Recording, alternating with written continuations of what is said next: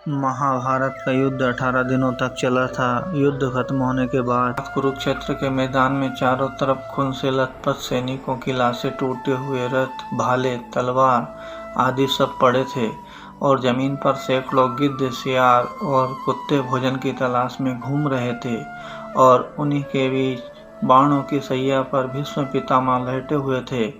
भीष्म पितामह को ये बाण युद्ध करते समय अर्जुन ने मारे थे।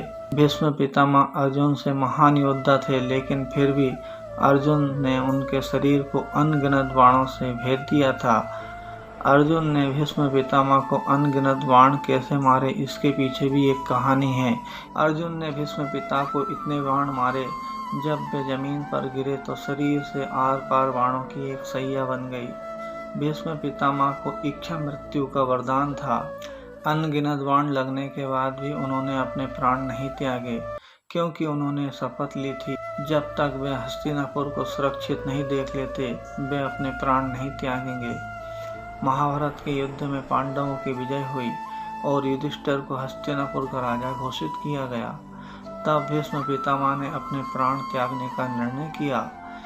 युद्ध खत्म होने के बाद सूर्य पश्चिम की ओर ढलने ही वाला था।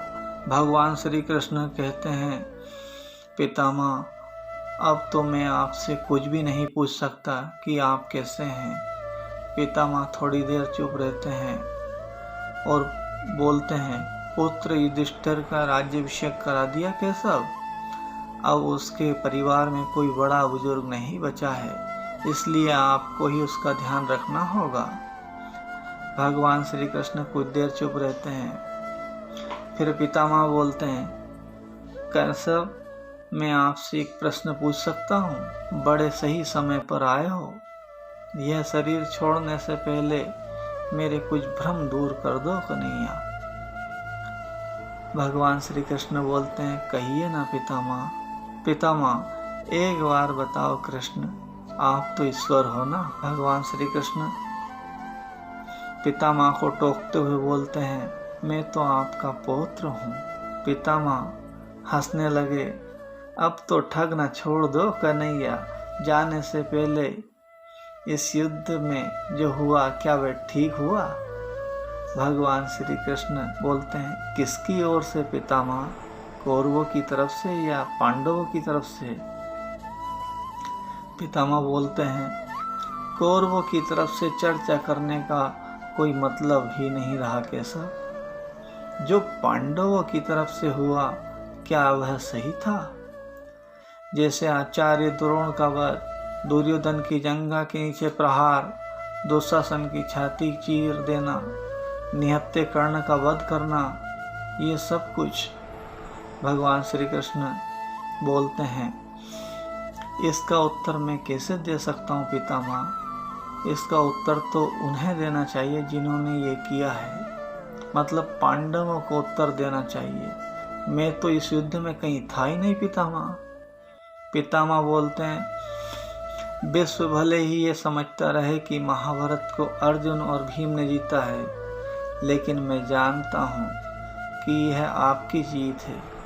मैं तो उत्तर आपसे ही पूछूंगा। भगवान श्री कृष्ण बोलते हैं, अगर आप मुझसे ही जानना चाहते हो तो सुनिए पितामह, कुछ बुरा नहीं हुआ, वही हुआ जो होना चाहिए था। पितामह बोलते हैं, इतने में, यह आप क्या कह रहे हो कृष्ण? मर्यादा पुरुषोत्तम राम का अवतार कृष्ण ऐसा कह रहा है? युद्ध में छल करना तो हमारे संस्कारों में कभी नहीं था, फिर वह उचित कैसे हो गया? श्री कृष्ण बोलते हैं, शिक्षा इतिहास से ली जाती है पितामह, लेकिन निर्णय वर्तमान के आधार पर लिया जाता है। राम त्रेता युग के नायक थे। उस समय रावण जैसा खलनायक भी शिव भक्त था और धर्म का महाज्ञानी था, इसलिए श्री राम ने उनके साथ कहीं छल नहीं किया। लेकिन मुझे द्वापर युग मिला है और इस युग में कंस, दुशासन, शकुनी, दुर्योधन, जरासंध जैसे कपटी लोग आए और उनकी समाप्ति के लिए हर छल उचित है। पाप का अंत अवश्य है, चाहे वह किसी विधि से हो। तो इतने में पितामह बोलते हैं, तो क्या आगे चलकर आपके ये निर्णय गलत परंपराएं नहीं डालेंगे केशव? क्या भविष्य आपके इन छलों का अनुसरण नहीं करेगा? और करेगा तो क्या ये उचित होगा? भगवान श्री कृष्ण सुनते हैं और ध्यान से बोलते हैं, भविष्य तो इससे भी नकारात्मक आ रहा है पितामह। कलयुग में तो इतने से भी काम नहीं चलेगा। वहाँ मनुष्य को कृष्ण से भी कठोर होना होगा, वरना धर्म समाप्त हो जाएगा। जब क्रूर शक्तियाँ धर्म का विनाश करने लगेगी, आतुरता और नैतिकता अर्थहीन हो जाएगी, तब केवल विजय महत्वपूर्ण होती है। भविष्य को यह सीखना ही होगा। पितामह बोलते हैं, तो क्या धर्म का विनाश हो सकता है कृष्ण? और यदि धर्म का विनाश होना ही है तो क्या मनुष्य इसे रोक सकता है? भगवान श्री कृष्ण बोलते हैं, सब कुछ ईश्वर के भरोसे छोड़कर बैठना भी मूर्खता है पितामह। ईश्वर स्वयं कुछ नहीं करता, सब कुछ मनुष्य को ही करना होता है। आप मुझे ईश्वर कहते हैं ना, तो बताइए मैंने इस युद्ध में कुछ किया क्या? सब पांडवों को ही करना पड़ा, यह प्रकृति का नियम है। श्री कृष्ण के जवाबों से भीष्म पितामह अब संतुष्ट दिखाई दे रहे थे और उनकी आंखें धीरे धीरे बंद हो रही थी और सूरज ढल रहा था और वो कहने लग गए कि कन्हैया, अब मेरा जाने का समय हो गया है। पितामह की ये बात सुनकर कुंती पुत्र जोर जोर से रोने लग गए और कहने लग गए, मैं नहीं जाने दूंगा पितामह को, नहीं जाने दूंगा। इतने में पितामह बोलते हैं, तुमने ऐसे बाण नहीं मारे वत्स जिससे घाव भर जाएं। तुम्हारे दिए हुए घाव तो मेरे जीवन की कमाई है वत्स। अब तो जाने दे, अब हट ना कर वत्स, हट ना कर। मेरी अंतिम सेवा कर दे बस। मेरे माथे पर मेरी मातृभूमि की थोड़ी सी मिट्टी लगा दे। अर्जुन बार बार रोते हुए यही कह रहे थे, नहीं पितामह, मैं आपको नहीं जाने दूंगा। अर्जुन का विलाप देखकर वहाँ खड़े सभी की आंखों में आंसू आ गए। भीष्म पितामह भी अपने आंखों के आंसू रोकते हुए बोले, रो मत वत्स, रो मत, ये तो बड़े हर्ष की घड़ी है। तेरा पितामह आज मातृभूमि के ऋण से मुक्त हुआ। इतने में भगवान श्री कृष्ण हाथ जोड़कर बोले, यह सौभाग्य मुझे प्राप्त करने दो पितामह। भीष्म पितामह उस घोर पीड़ा में भी हंसकर बोले, जी तो मेरा यही चाहता था केशव, लेकिन मैं तुम्हें आदेश तो नहीं दे सकता था। भगवान कृष्ण ने कुरुक्षेत्र से मिट्टी उठाकर भीष्म पितामह के सर पे लगाई।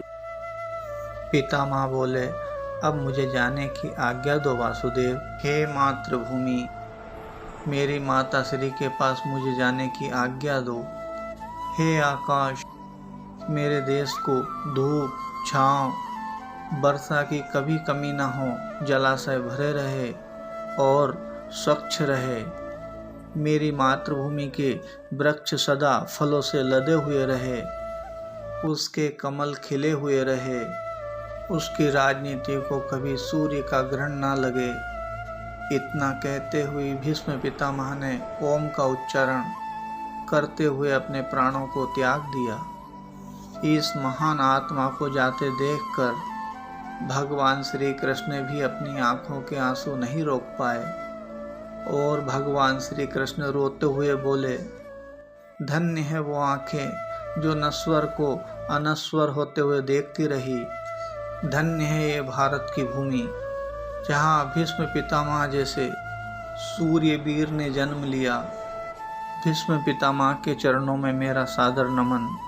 दोस्तों, आशा करता हूँ कि ये वीडियो जो मैंने बनाया है ये आपको अच्छा लगा होगा और मेरी इच्छा है कि आपके परिवार में खुशी और शांति बनी रहे और समृद्धि बनी रहे और आप अपने माता पिता की ज़रूर सेवा करें। आपने वीडियो को इतना देखा, इतना प्यार दिया, इसलिए आपको बहुत बहुत धन्यवाद।